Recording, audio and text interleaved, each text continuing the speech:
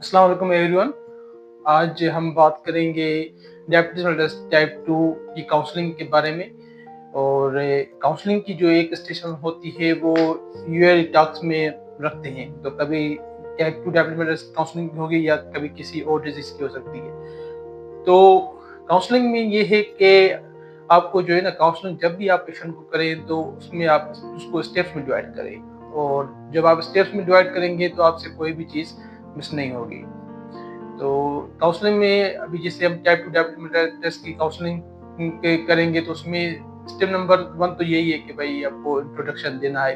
सबसे पहले पेशेंट से नाम पूछना है, फिर आपको अपना इंट्रोडक्शन देना है। उसके बाद नंबर सेकंड स्टेप ये है कि know the prior knowledge of the patient regarding the disease, कि भाई पेशेंट को अपनी बीमारी के बारे में कितना पता है और जो है वो अपनी बीमारी के बारे में कौन सी चीजें जानता है, कौन सी नहीं जानता है। तो ये आपका जो होता है सेकंड स्टेप होता है।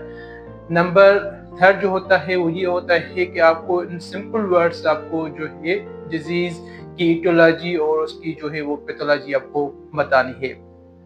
और उसके बाद टाइप 2 डायबिटीज मेलिटस की काउंसलिंग में जो स्टेप नंबर 4 होगा वो उसमें हम पेशेंट को जो कॉम्प्लिकेशंस के बारे में बताते हैं कि भाई अगर आप शुगर कंट्रोल नहीं करेंगे तो आपको कौन कौन से कॉम्प्लिकेशंस हो सकते हैं। और नंबर फिफ्थ स्टेप होता है वो होता है मैनेजमेंट, कि भाई आपको उसको मैनेजमेंट बतानी है कि भाई मैनेजमेंट में आपको क्या क्या चीज़ें करनी है। और टाइप 2 डायबिटीज मेलिटस की मैनेजमेंट में ये होता है कि आप उसको तो एक तो ये बता देंगे भाई आपको लाइफस्टाइल मॉडिफिकेशंस करनी है।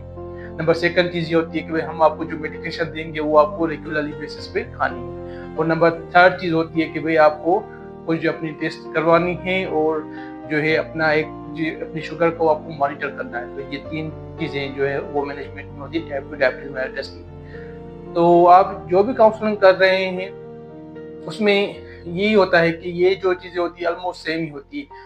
तो अगर ऐसी डिजीज़ है जो किसी फीमेल को प्रेगनेंसी में उसको इफ़ेक्ट कर सकती है तो आपको वो चीज़ें बतानी है, या कोई ऐसी मेडिकेशंस है उस डिजीज़ में आपको बंद करनी है, जैसे एपिलेप्सी है तो आपको वो चीज़ें ऐड कर देंगे। या कोई एक ऐसी प्रिवेंशन है जैसे आपको हेपेटाइटिस बी है, हेपेटाइटिस सी, उसमें कोई प्रिवेंशंस हैं या एचआईवी में कोई प्रिवेंशंस करने तो आप पेशेंट को बता देंगे।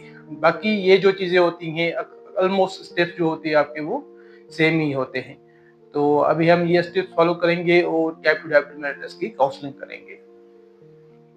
अस्सलाम वालेकुम, मेरा नाम डॉक्टर इरफान है। आपका नाम क्या है? जी सर, मेरा नाम ज़ुहैब अहमद है। तो ज़ुहैब अहमद, आज हम जो है आपको ये जो बीमारी है शुगर की इसके मुतालिक के बात करेंगे और मैं कोशिश करूँगा कि आपको ज़्यादा से ज़्यादा इसके बारे में आगाह कर सकूँ और आपके जो भी सवालात हों आखिर में वो आप मुझसे ज़रूर पूछ सकते हैं। तो ज़ुहैब साहब, आपकी तालीम क्या है? जी सर, मेरी तालीम जो है मैं 10th पास हूँ और अभी जो है मैं खेती-बाड़ी का काम करता हूँ। अच्छा, ठीक है। तो ज़ैब साहब, ये आपको जो है शुगर की बीमारी, ये आपको किस तरह आपको इसका पता लगा कि आपको ये हो गई है? जी डॉक्टर साहब, इस तरह था कि 4-5 महीने पहले मुझे कुछ तकलीफ होती थी, यानी पेशाब ज़्यादा आते थे और उसके अलावा जो है जिस्म में थकावट रहती थी। तो फिर मैं वहाँ जो है हमारा गाँव का डॉक्टर साहब है, फिर उसके पास गया तो फिर उन्होंने मुझे बताया कि आपको शुगर हो गई है। अच्छा ज़ुहैब साहब, आपको जब उन्होंने बताया कि आपको शुगर हो गई है तो उन्होंने आपको कोई दवाई दी या आपको किसी चीज़ की परहेज़ का कहा या आपकी कोई टेस्ट वग़ैरह करवाई है उन्होंने डॉक्टर साहब ने?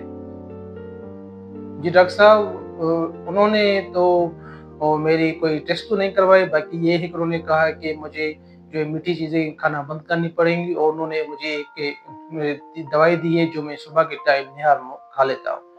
चलो ठीक है।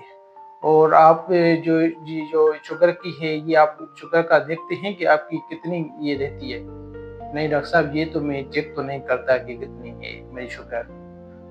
तो अभी ज़ैब साहब इस तरह है कि आपको जो है वो टाइप 2 डायबिटीज़ मेलिटस है।